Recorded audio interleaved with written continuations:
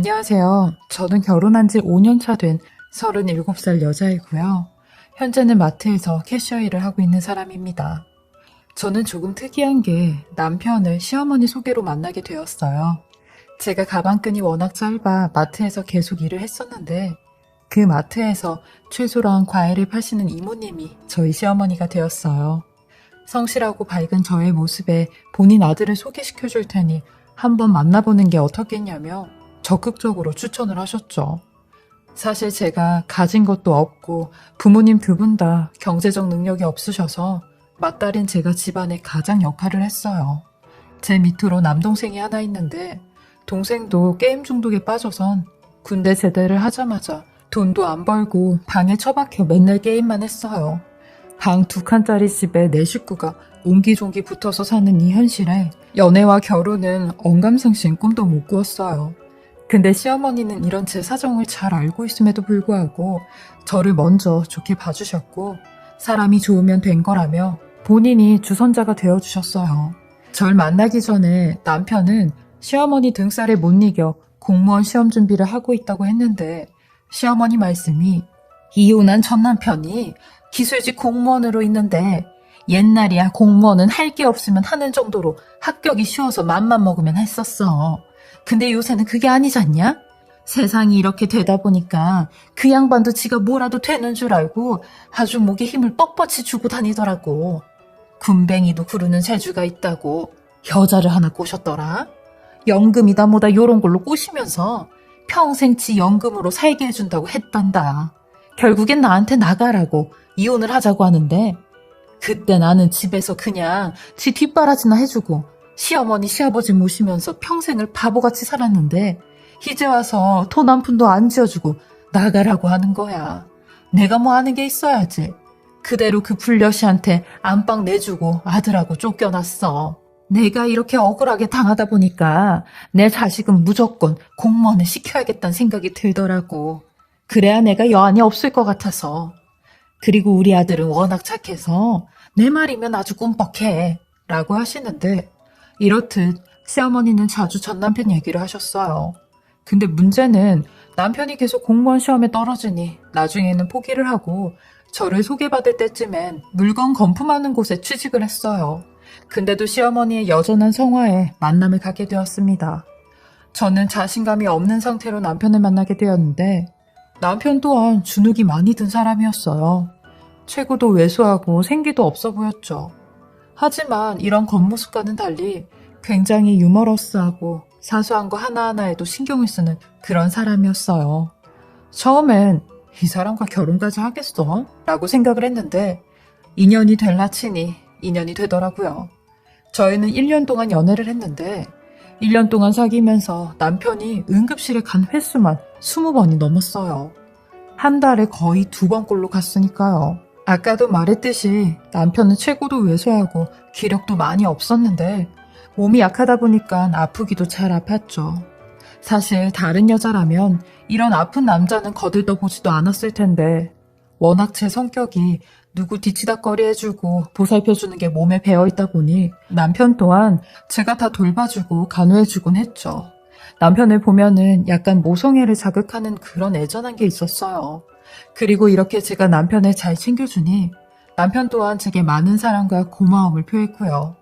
저희는 둘 다 서로 이런 사람은 처음 만난다고 하며 마음이 맞으니 지체할 거 없이 결혼을 하자고 했습니다.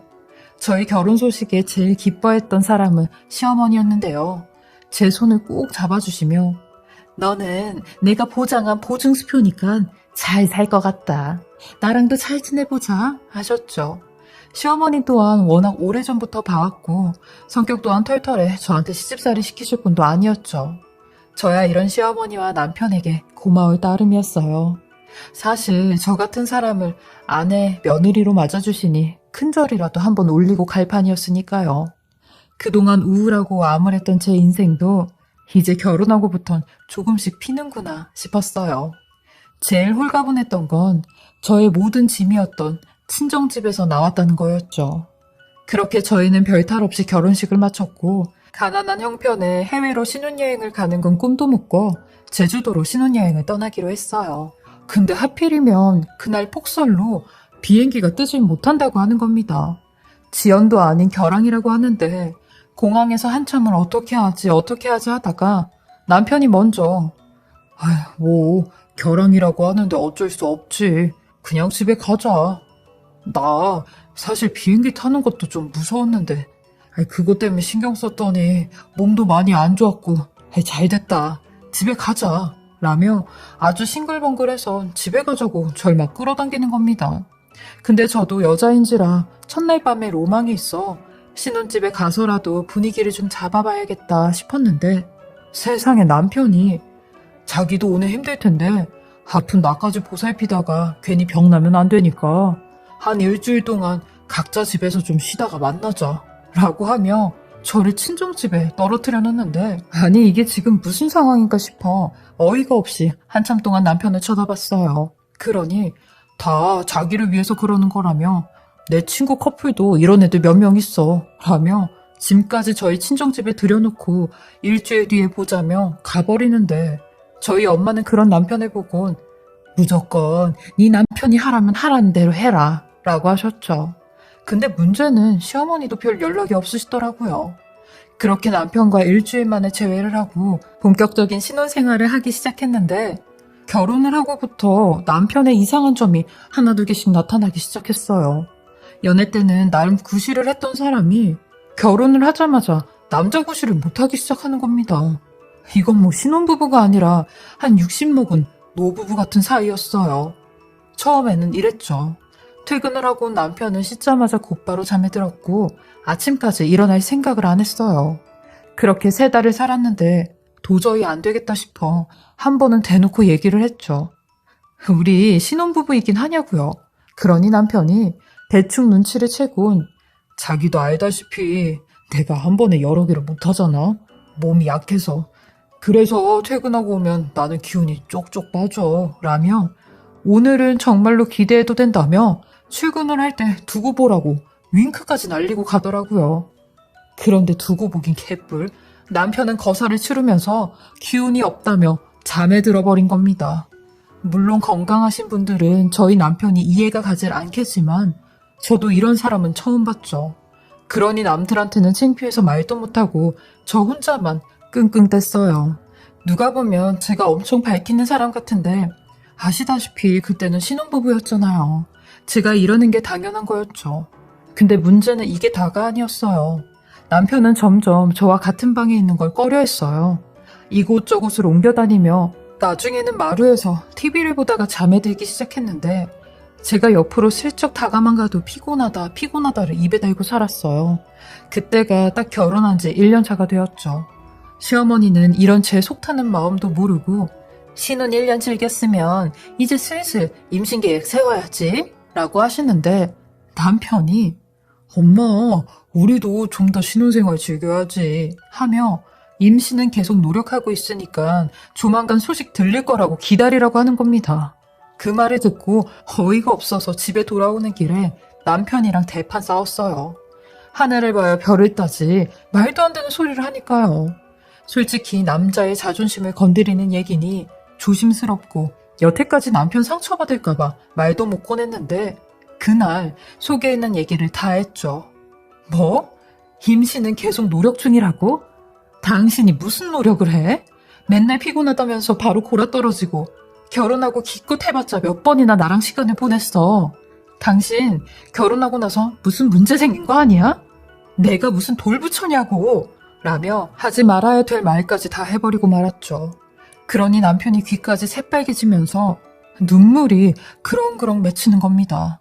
그러면서 나는 노력한다고 했는데 당신이 그런 생각을 할 줄은 몰랐어. 나 이제부터 어떻게 해야 돼? 라며 남자로서 기능을 상실해버린 거면 어떡하냐고 눈물을 터뜨리는 겁니다. 그런 남편의 모습에 저도 아차 싶었고 남편이 내가 싫어서 그런 게 아니라 나름 노력을 하고 있었구나 싶었어요. 그리고 이런 남편과 손을 잡고 유명하다는 병원이란 병원은 전부 다 찾아다녔죠. 근데 돌아오는 말은 아무런 이상이 없다는 겁니다. 별 다른 이상이 없으니 약 처방도 못 해준다고 했죠. 결국 저희 부부는 아무 소득 없이 빈손으로 돌아오게 되었는데 그 이후로 남편이 매일같이 노력을 하기 시작했어요. 이런 모습에 저 또한 같이 이겨내보자며 나름 최선을 다했는데 최선을 다할수록 남편은 시들시들해졌고 혹시 내가 남편의 기를 뺏고 있나? 라는 생각까지 들었어요. 그러다 약이 없다면 내가 약을 만들어줘야겠다는 생각을 했고 남자한테 좋다는 음식은 죄다 먹이기 시작했어요. 일단 제가 돈이 없으니까 사서 먹이는 건 경제적으로 여유가 없었고 제가 직접 만들어서 해 먹였어요. 저도 돈이 많으면 한의원이나 영양제를 있는 대로 사서 남편한테 매 끼니마다 먹으라고 할 텐데 한 달에 200만 원도 못 버는 저로서는 그렇게 하다가 남편의 약값으로 월급을 다 탕진할 것 같았죠. 저는 이렇게 해서라도 남편의 상실된 기력을 다시 생기게 해주고 싶었어요. 15년 동안 친정 식구들 뒷바라지도 해줬는데 내 남편 뒷바라지는 못 해줄까 싶은 생각에 무조건 제가 할 수 있는 건 다 해주었죠. 처음에 제가 했던 건 홍삼이 몸에 그렇게 좋다고 해서 직접 시장에 가서 홍삼을 사다가 열 몇 시간씩 찌고 달여서 먹으라고 입까지 갖다 주었고 추어탕도 한 번 끓일 때마다 들통에다 끓여 일주일에 3번씩 저녁마다 상에 내어주었어요. 남편은 몸도 약한데 입맛도 초딩 입맛이라 이런 건 써서 안 먹는다느니 저런 건 비려서 안 먹는다느니 가리는 게 많았죠. 이런 까다로운 남편의 입맛을 다 맞춰가며 당근이나 토마토로 주스를 해서 먹이고 말을 사다가 매일 아침마다 우유에 갈아서 먹으라고 줬어요. 저도 그렇게 챙겨 먹진 못했는데 남편에게는 정말 온 마음을 다해 정성껏 해주었죠. 그리고 남편이 본인 엄마한테는 자기한테 이런 문제가 있다는 걸 절대 얘기하지 말라고 했어요.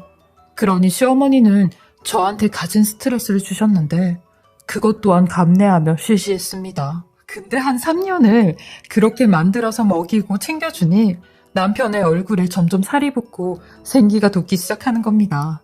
그러더니 제게 더 적극적으로 남자한테는 뭐가 좋다느니 뭘 먹어야 된다느니 음식을 요구하기 시작했는데 한 번은 흑마늘 얘기를 하더라고요.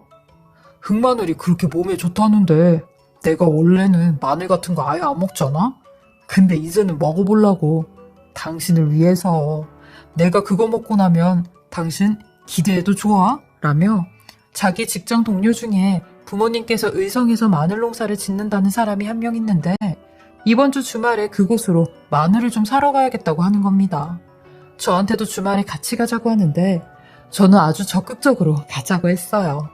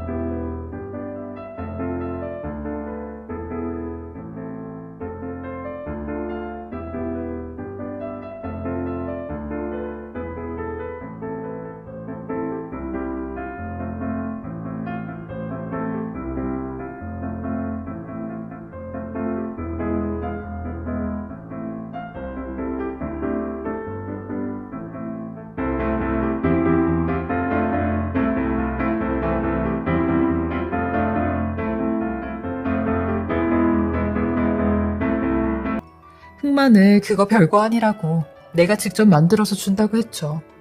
남편이 원래 이런 사람이 아닌데 이렇게까지 능동적으로 자기가 가겠다고 하는 걸 보니 저로서는 너무 보람이 있었어요. 그렇게 저는 남편과 함께 오랜만에 데이트를 하는 심정으로 의성에 내려가기로 했습니다. 근데 그날 새벽 남편이 또 몸 컨디션이 안 좋다며 구역질을 하러 화장실에 몇 번씩 들락날락했어요. 이런 일이 자주 있어서 심각하다는 생각은 안 했는데 저보고 의성에 혼자 좀 다녀오라고 하는 겁니다. 미리 약속까지 다 잡아놓은 상태인데 갑자기 안 간다고 하면 자기 체면도 있고 부하 직원도 보기 좀 그렇다며 저 혼자 다녀오면 안 되겠냐고 하는데 저 혼자 가기 그러면 시어머니를 모시고 갔다 오라고 하더라고요. 저는 됐다며 거기 가는데 뭘 어머님까지 모시고 가. 어차피 당신이 못 간다고 해도 당신한테 해줄 흑마늘 재료는 사긴 샀어야 됐으니까 나 혼자 다녀올게 그럼. 이라며 새벽에 집을 나섰어요. 남편은 자기 계속 잘 테니까 연락 따로 하지 말라고 도착하면 연락하라고 했죠. 그렇게 한참을 내려가고 있는데 아침 한 8시쯤 시어머니께서 연락이 온 겁니다. 남편한테 뭐 물어볼 게 있어서 전화를 걸었는데 하도 안 받길래 저한테 했다고 하셨죠. 저는 지금 제 상황을 설명했고 왜 남편이 전화를 안 받지 싶었어요. 잠기가 예민해 전화 벨소리는 못 듣는 사람이 아니었거든요. 저는 갑자기 새벽에 남편이 아파했던 게 생각이 났고 차를 돌려 제가 다시 집으로 가보겠다고 했어요. 그러니 시어머니도 그럼 나도 가보겠다고 하는데 저희 집이랑 시어머니 집도 거리가 꽤 있어서 제가 먼저 도착할 것 같다고 했죠. 그렇게 부랴부랴 운전을 해 집에 도착했고 집에 가니 웬 노랫소리가 집안을 가득 메웠는데 그 소리가 들리는 옷방 쪽으로 다가갔어요. 그러니 남편의 목소리가 들려왔고 어떤 여자의 이름을 불러대는데 그 소리에 다짜고짜 문을 열어 방 안으로 들어갔고 저는 방 안에서 기절 초풍하는 모습을 보고야 말았습니다. 저도 5년간 보지 못했던 그런 광경이었는데 남편이 아주 건강한 모습으로 있더라고요. 그것도 어떤 여자와 함께요. 남편은 제 모습에 놀라 자빠졌고 저는 기가 차 그 여자를 밀친 후 이불을 들쳤어요. 그 모습에 또 놀라 자빠질 뻔했네요. 5년이란 세월 동안 완전히 죽 써서 개를 줬구나 생각했어요. 삽질도 그런 삽질을 한 거죠. 저는 그 모습에 완전히 이성을 잃어 남편과 그 여자를 쥐어잡고 난리를 쳤고 제가 난리를 치는 도중에 시어머니까지 집에 들어오셨어요. 시어머니는 이게 지금 뭔 일이냐며 본인 아들 붙잡고 미쳤냐고 네 아버지처럼 행동하는 거냐고 난리를 치시는데 저는 이 모든 걸 증거로 남겨놔야겠다고 생각을 해 사진을 찍으려고 했어요. 그러니 시어머니 절 말리며 네가 네 남편 관리 못하고 5년 동안 임신도 안 되니까 얘가 다른 데로 눈이 돌아가지 라고 하는데 아무리 가지는 개편이라고 이게 지금 저한테 할 말이냐고요. 그 말에 그 피가 어디 가겠어요?